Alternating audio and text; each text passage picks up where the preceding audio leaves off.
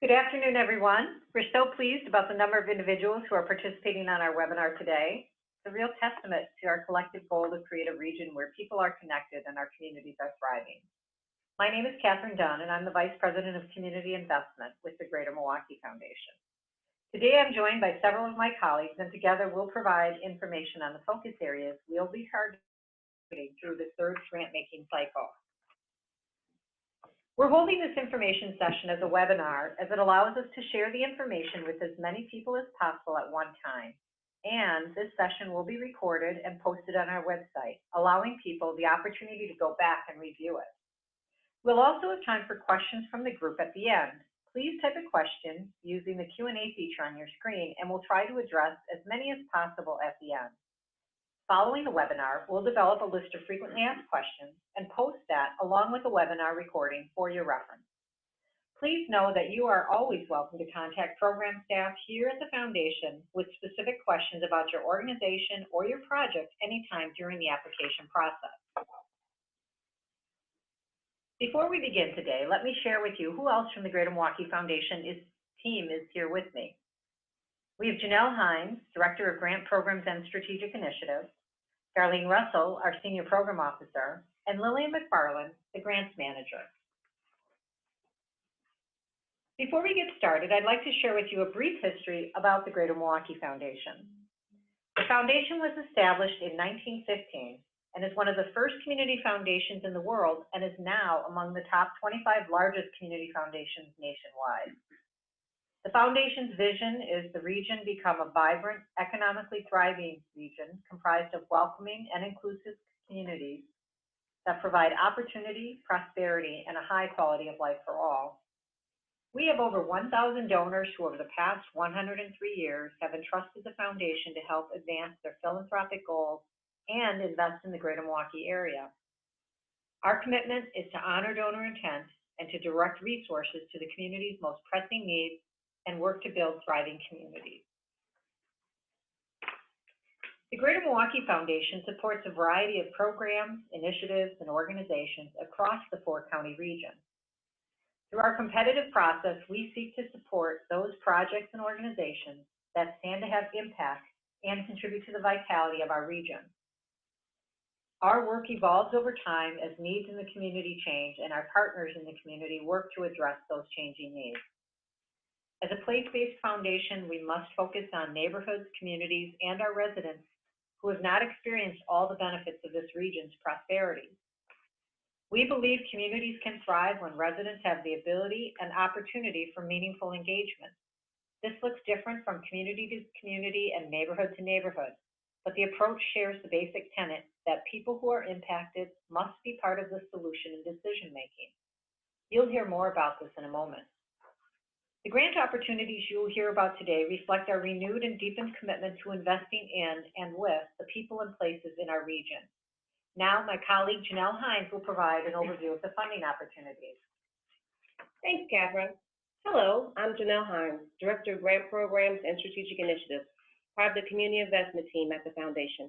We appreciate your interest in hearing about our third cycle priorities. This cycle, we will be accepting applications for health, healthy birth outcomes, environment, basic needs, and thriving communities. We're seeking programs that elevate and support strategies to eliminate health disparities through research or that provide resources or programs to improve access to medical, dental, and behavioral health care. We're also looking to support programs that improve birth outcomes by providing prenatal and postnatal support and resources to parents and caregivers. As we believe fathers play an important role in the lives of their children, we are seeking programs that support dads. Other funding priorities this cycle include the environment, to promote access and public use, and for the protection and conservation of environmental assets and basic needs, access to food and shelter. The capital grant application this cycle will focus exclusively on improving food service and shelter operations and facilities to meet the basic needs of individuals and families. We welcome proposals from food pantries, food banks, community gardens, meal sites, and shelters serving Milwaukee, Waukesha, Ozaukee, and/or Washington counties. We're interested in proposals for capital improvement projects that support remodeling existing facilities or purchasing equipment with a demonstrated need for improved or expanded services or an unmet community need. Now my colleague Darlene Russell will describe the funding opportunities that promote thriving communities. Thank you, Janelle. Hello again. I'm Darlene Russell, and I'd like to personally welcome you to today's third cycle grant information session. I've had the pleasure to meet with many of you to discuss your projects and programs, conduct site visits, and attend events in the neighborhoods we serve. Before I get into the details of our areas of focus, priorities, and goals, I want to take just a few minutes to share our past neighborhood investments. Since 2005, the Greater Milwaukee Foundation has invested more than $4 million in 19 neighborhoods through our place-based Healthy Neighborhoods initiative. Our network of partners has helped neighborhood residents improve more than 1,300 properties, representing more than $25 million in investments in Milwaukee and Waukesha neighborhoods. Today, I'll be discussing the Foundation's new neighborhood framework, which we refer to as Thriving Communities. Over the past year, based on feedback from residents, the Greater Milwaukee Foundation's experience, and our research into proven practices, we've developed this new framework to guide our neighborhood investments. Resident engagement and participation is at the heart of this work. The current reality is that some Milwaukee neighborhoods experience a high degree of racial and economic segregation and challenges. Our initial efforts will focus on 4 neighborhoods: Harambe, Metcalf Park, Muskego Way, and Sherman Park. Particularly the eastern portion of Sherman Park, between Sherman Boulevard on the west, 32nd Street on the east, Center Street on the south, and Capitol Drive on the north. These 4 neighborhoods share some of the same characteristics which are identified on this slide. Here's how we identify this initial set of neighborhoods.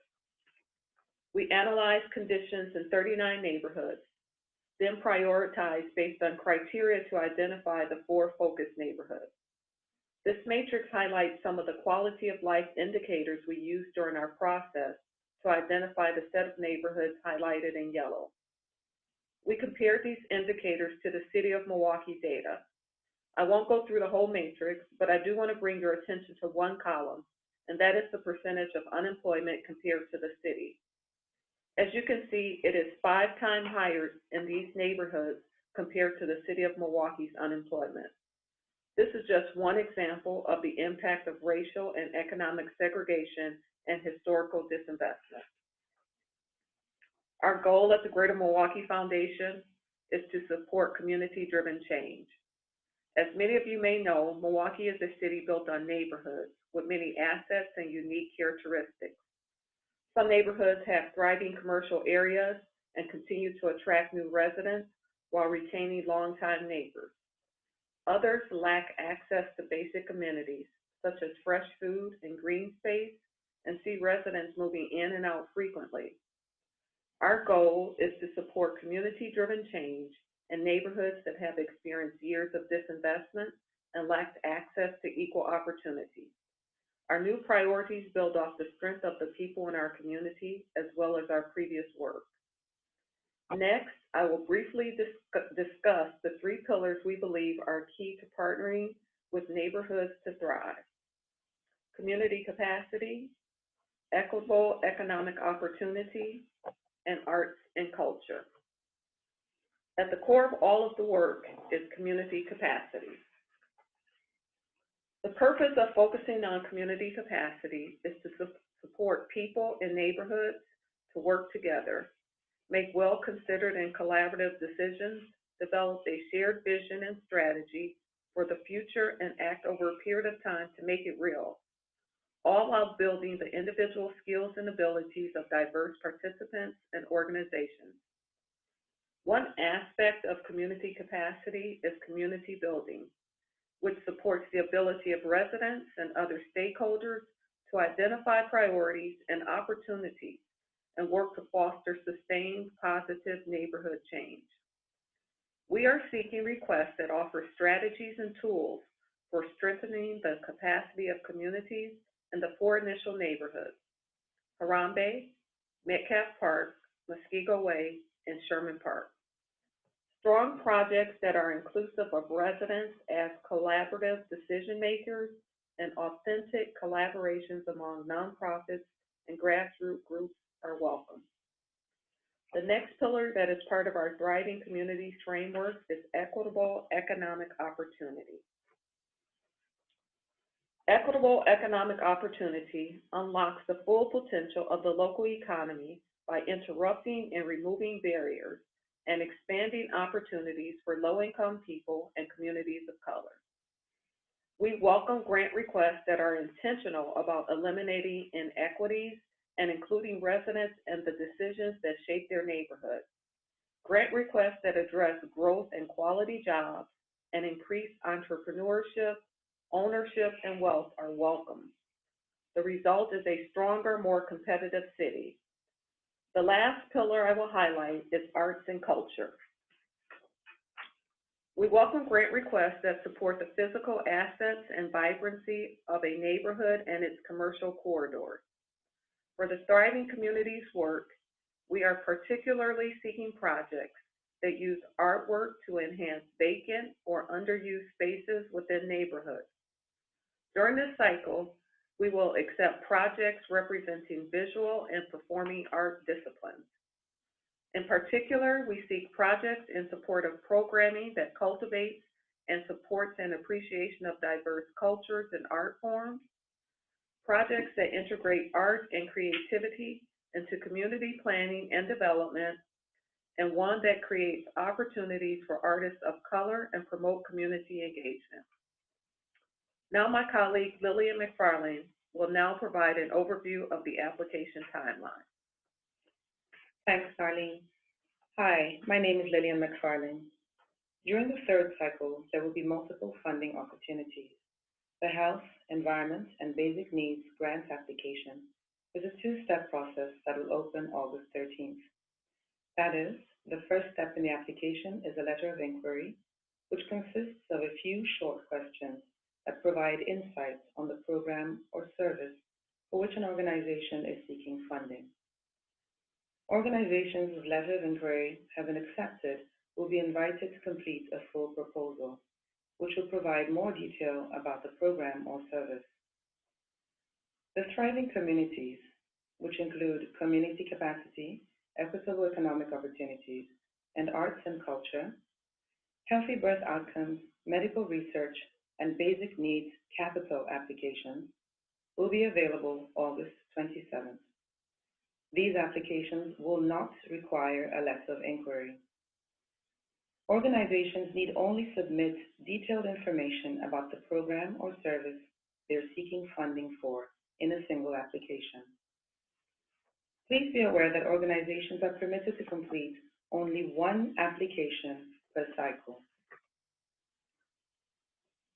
At this time, we're at the point in the webinar where we would like to answer any questions you may have. However, we will not be able to respond to all the questions, but we'll post responses to frequently asked questions on our website with the recorded webinar. So let's start off with this question that has come in. Do all grant requests for this cycle need to be for the 4 focus neighborhoods? Hi, this is Darlene. Yes, for this third grant cycle, we are specifically looking for requests for the 4 neighborhoods identified in this webinar, which are Harambee, Muskego Way, Sherman Park. And my mind went blank on this webinar. Can y'all believe it? And Metcalf Park. There you go. So, hello, this is Janelle. I'm just going to add that those are particularly focused on community capacity, equitable economic opportunities. The arts and culture is broader, so that will be across Milwaukee and the other 3 counties. The basic needs application is also broader across all 4 counties, as is the health and the medical research application. We have another question that appeared. If we apply for the Mary Knowles cycle, does that mean we can't apply for other Greater Milwaukee Foundation opportunities? The answer is yes.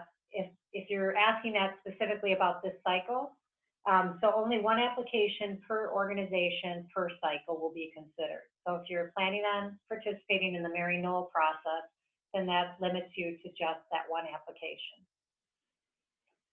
All right. Another question that has come in. Where do we find the application? So applications are accessible for all organizations and individuals that sign into our Philanthropy Online system. So on our Grant Seeker webpage, you will see a login screen. At that point, you will then, if you already have access to the Philanthropy Online, you just log in and you will find the application through the system. If you're new, you will have instructions that it will tell you how you can create your profile and then, of course, get access to the application.